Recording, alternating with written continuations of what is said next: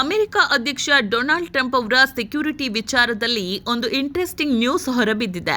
ಇರಾನ್ನಿಂದ ಹತ್ಯೆ ಬೆದರಿಕೆ ಇರೋ ಕಾರಣಕ್ಕೆ ಟರ್ಕಿಯಿಂದ ಅಮೆರಿಕಕ್ಕೆ ವಾಪಸ್ ಬರುವಾಗ ಟ್ರಂಪ್ ಅವರನ್ನ ಸೈಲೆಂಟ್ ಆಗಿ ಕಾರ್ಯಾಚರಣೆ ಮಾಡಿ ಬೇರೆ ಪ್ಲೇನ್ಗೆ ಶಿಫ್ಟ್ ಮಾಡಲಾಗಿದೆ.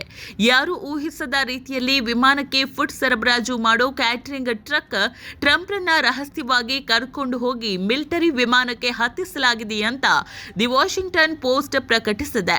ಟರ್ಕಿಯ ಅಂಕಾರ ಏರ್ಪೋರ್ಟ್ಗೆ ಟ್ರಂಪ್ ತಮ್ಮ ದೊಡ್ಡ ಕಾರಿನಲ್ಲಿ ಬರ್ತಾರೆ.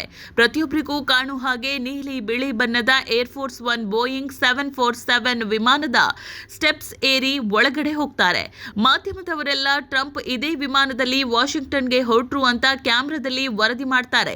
ಆದರೆ ವಿಮಾನದ ಒಳಗಡೆ ಹೋದ ಮೇಲೆ ಅಸಲಿ ಪ್ಲಾನ್ ಎಕ್ಸಿಕ್ಯೂಟ್ ಆಗುತ್ತೆ. ವಿಮಾನದ ಇನ್ನೊಂದು ಸೈಡ್ಗೆ ಫುಡ್ ಸಪ್ಲೈ ಮಾಡೋ ಒಂದು ದೊಡ್ಡ ಟ್ರಕ್ ಬಂದು ನಿಲ್ಲುತ್ತೆ. ಅದರ ಹೈಡ್ರಾಲಿಕ್ ಸಿಸ್ಟಮ್ ಬಳಸಿ ಕಂಟೈನರ್ನ ವಿಮಾನದ ಡೋರ್ ಮಟ್ಟಕ್ಕೆ ಎತ್ತಲಾಗುತ್ತೆ. ಟ್ರಂಪ್ ಮತ್ತು ಅವರ ಜೊತೆಗಿದ್ದ ಸಿಬ್ಬಂದಿ ಕ್ಯಾಮೆರಾಗಳ ಕಣ್ಣಿಗೆ ಬೀಳದೆ ಆ ಟ್ರಕ್ ಒಳಗಡೆ ಎಂಟ್ರಿ ಕೊಡ್ತಾರೆ.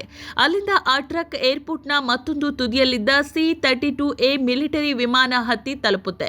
ವಾಷಿಂಗ್ಟನ್ ಪೋಸ್ಟ್ ಹಂಚಿಕೊಂಡ ವಿಡಿಯೋದಲ್ಲಿ ಸೂಟ್ ಧರಿಸಿದ್ದ ವ್ಯಕ್ತಿಯೊಬ್ಬರು ಟ್ರಕ್ನಿಂದ ಇಳಿದು ಮಿಲಿಟರಿ ಪ್ಲೇನ್ ಮೆಟ್ಟಿಲು ಹತ್ತೋದು ಸ್ಪಷ್ಟವಾಗಿ ಕಾಣಿಸಿದೆ. C-32A ಅಂದ್ರೆ ವಿಐಪಿಗಳಿಗಾಗಿ ಮಾರ್ಪಡಿಸಿದ್ದ ಬೋಯಿಂಗ್ 757 ವಿಮಾನ. ಟ್ರಂಪ್ ಮಿಲಿಟರಿ ಪ್ಲೇನ್ ಹತ್ತಿದ ಮೇಲೂ ಹಳೆಯ ಏರ್ಫೋರ್ಸ್ ಒನ್ ವಿಮಾನವನ್ನ ಅಲ್ಲೇ ನಿಲ್ಲಿಸಲಾಗಿತ್ತು. ಪತ್ರಕರ್ತರು ಮತ್ತು ಶ್ವೇತಭವನದ ಸಿಬ್ಬಂದಿ ಟ್ರಂಪ್ ತಮ್ಮ ಜೊತೆಯಲ್ಲೇ ಇದ್ದಾರೆ ಅಂತ ನಂಬುವಂತೆ ಮಾಡಲು ಈ ರೀತಿ ಮಾಡಲಾಗಿತ್ತು. ನಂತರ 3 ವಿಮಾನಗಳು ಒಂದಾದ ಮೇಲೊಂದರಂತೆ ಹೊರಡುತ್ತದೆ. ಮೊದಲು ಖತರ್ ಕೊಟ್ಟ ಹೊಸ ಪ್ಲೇನ್, ನಂತರ ಟ್ರಂಪ್ ಇದ್ದ ಮಿಲಿಟರಿ ಪ್ಲೇನ್, ಕೊನೆಯಲ್ಲಿ ಹಳೆಯ ಏರ್ಫೋರ್ಸ್ ಒನ್. 3 ವಿಮಾನಗಳು ಬ್ರಿಟನ್ನಲ್ಲಿರೋ ಅಮೆರಿಕನ್ ಏರ್ಪೋರ್ಟ್ಗೆ ಕೆಲವೇ ನಿಮಿಷಗಳ ಗ್ಯಾಪ್ನಲ್ಲಿ ತಲುಪುತ್ತೆ.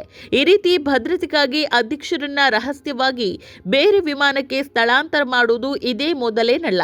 2001ರ ಸೆಪ್ಟೆಂಬರ್ 11ರ ದಾಳಿಯ ಬಳಿಕ ಜಾರ್ಜ್ ಬುಷ್ ಆಡಳಿತದಲ್ಲೂ ಹೀಗೆ ಮಾಡಲಾಗಿತ್ತು. 2000ರಲ್ಲಿ ಬಿಲ್ ಕ್ಲಿಂಟನ್ ಪಾಕಿಸ್ತಾನಕ್ಕೆ ಭೇಟಿ ನೀಡಿದಾಗಲೂ ಇಂತಹ ಗೌಪ್ಯ ಕ್ರಮ ಕೈಗೊಳ್ಳಲಾಗಿತ್ತು.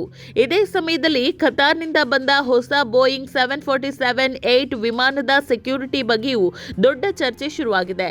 ಆದರೆ ವೈಟ್ ಹೌಸ್ ಸಂವಹನ ನಿರ್ದೇಶಕ ಸ್ಟೀವನ್ ಚೇಯುಂಗ್ ಈ ಬಗ್ಗೆ ಸ್ಪಷ್ಟನೆ ನೀಡಿದ್ದು, ಅಧ್ಯಕ್ಷರ ಸುರಕ್ಷತೆಗೆ ಅಗತ್ಯವಿರುವಂತಹ ಎಲ್ಲಾ ಹೈಟೆಕ್ ಭದ್ರತಾ ವ್ಯವಸ್ಥೆಗಳು ಈ ವಿಮಾನದಲ್ಲಿದೆ ಅಂತ ಸಮರ್ಥಿಸಿಕೊಂಡಿದ್ದಾರೆ.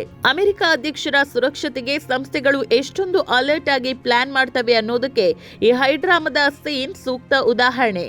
ಈ ವಿಡಿಯೋ ಇಷ್ಟ ಆಗಿದ್ರೆ ಲೈಕ್ ಮಾಡಿ, ಶೇರ್ ಮಾಡಿ ಹಾಗೂ ಚಾನೆಲ್ನ ಸಬ್ಸ್ಕ್ರೈಬ್ ಮಾಡೋದಕ್ಕೆ ಮರಿಬೇಡಿ.